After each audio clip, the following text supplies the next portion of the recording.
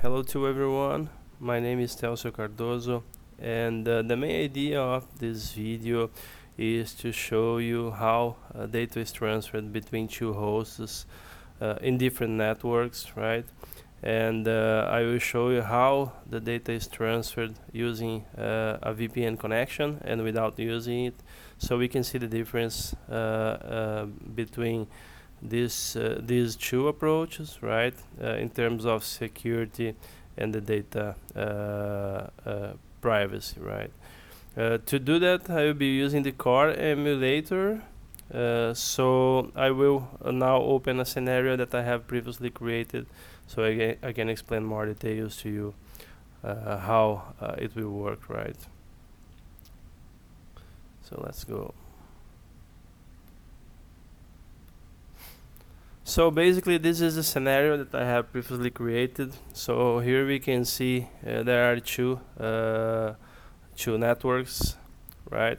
So one of them is a private network, another one it's a public network. So I have here, for instance, a VPN client, right? I will show you the settings later. I also have here a VPN server inside of my private network, and I have two web servers here, one in a public network and another one in a private network.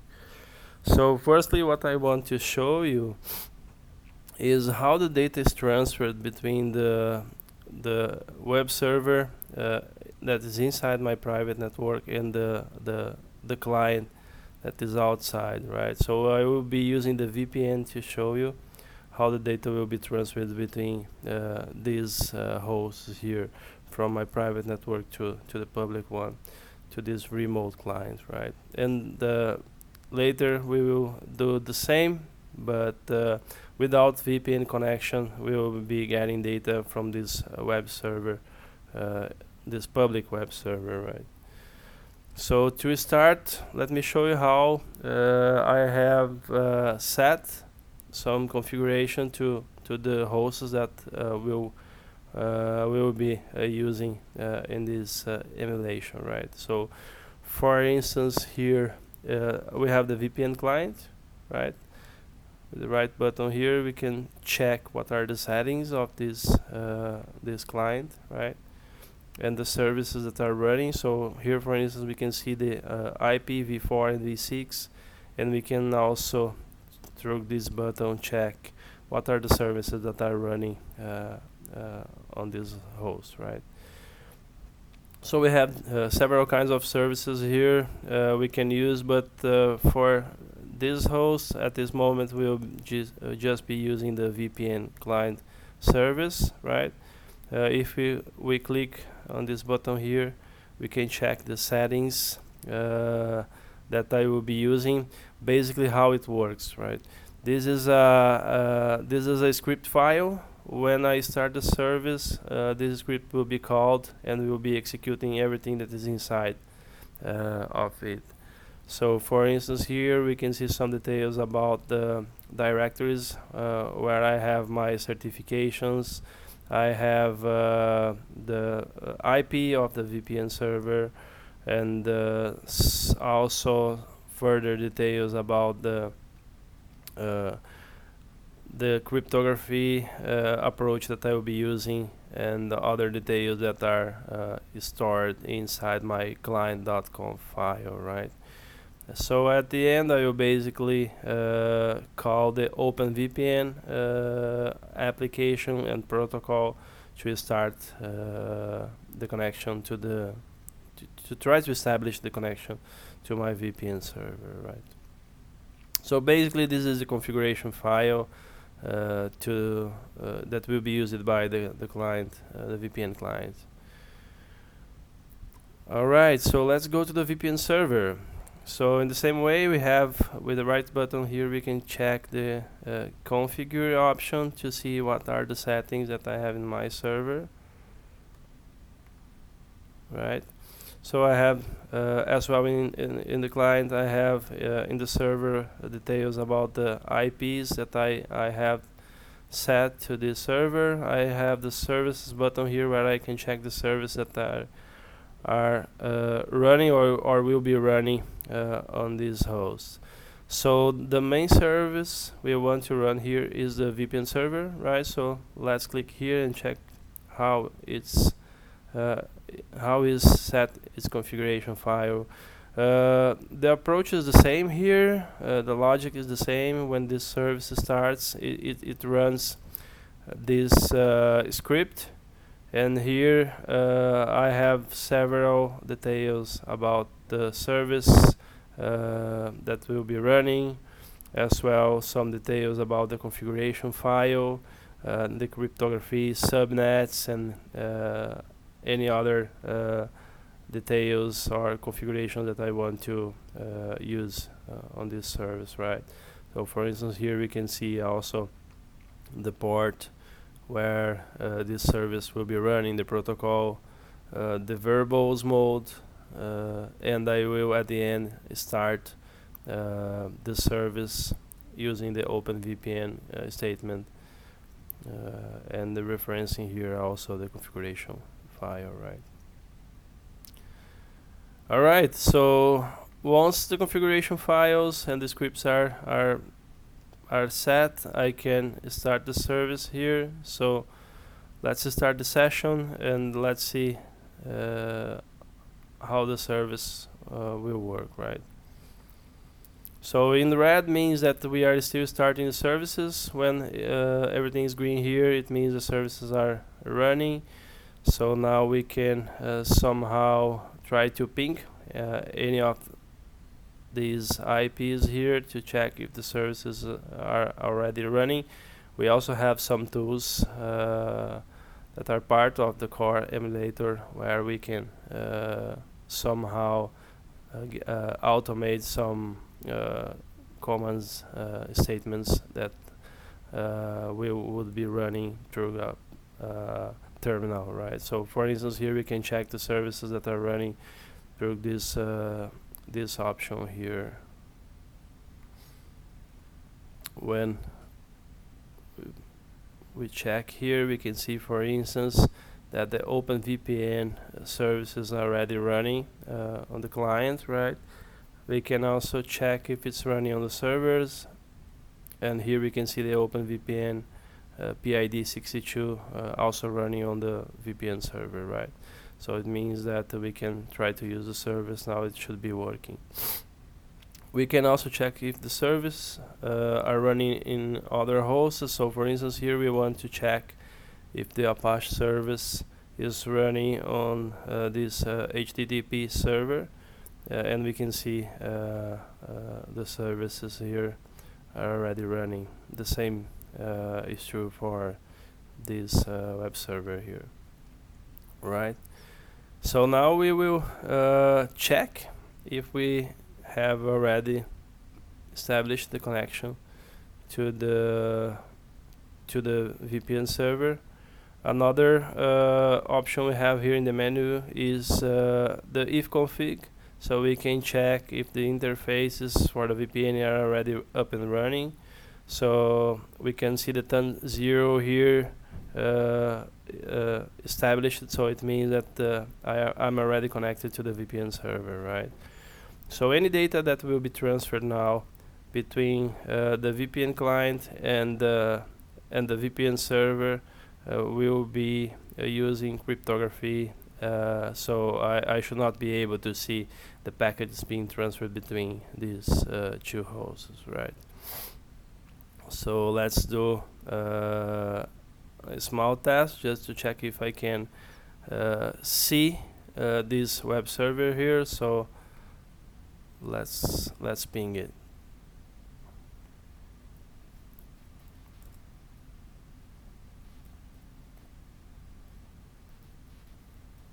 So I can see through this command that I'm being able to see the HTTP server that is inside of my private network, right? So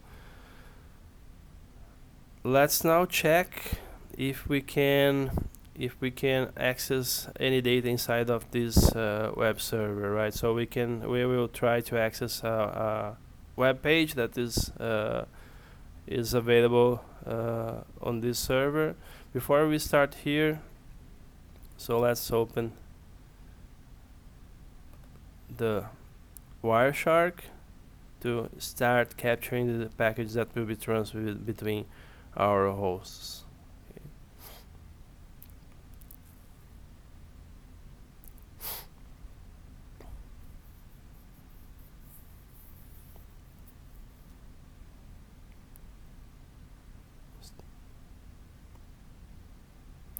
Alright, so we already have the Wireshark capturing the packets. We can see the protocol open VPN here. So it means that these packages are being transferred using this protocol. So I'm not supposed to see any information that is transferred between both hosts, right? What we will do now, let's try to access a web page that's inside of my private network, specifically on this web server, right? To do that, let's use a non-graphic web browser. So let's try to use it here. So we will be trying to access a web page using the W3M web browser, right? It's a non-graphic web browser. So once we execute this statement here, we should be able to see the content inside of the index.html page. So let's try here. Okay, I'm receiving a message here that the term is not set. Let's set it here.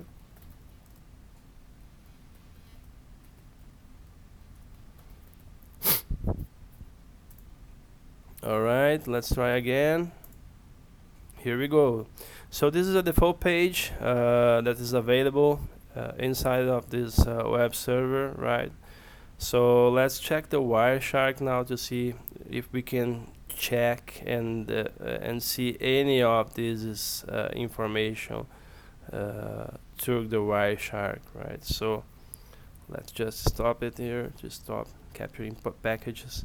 Let's look for OpenVPN packets here, and we cannot see anything or any text, right, that is inside of that HTML page. And why? Because we are using a VPN connection, and once it's a secure connection, it's using cryptography to mask all the data that is being transferred between both hosts. So I will not be able to see any valid information here, right?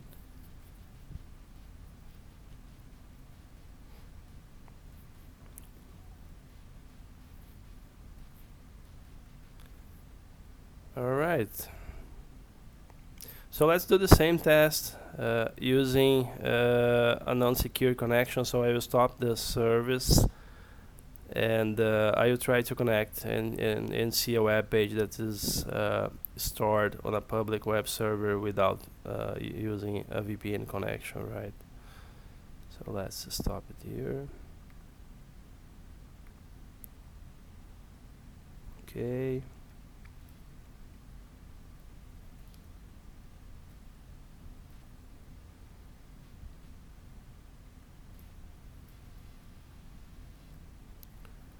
Alright, so let's suppose now we are no longer using the VPN client service. So we'll come here and we will stop the service, right? Let's check if the service is still running. You'll no longer see the OpenVPN service running here. It means that we are no longer using the VPN connection to this web server, right? To this web server, sorry. So let's try to connect now to this web server and check the same web page, the index.html web page, and see how the data will be transferred between the hosts, right? So let's check here.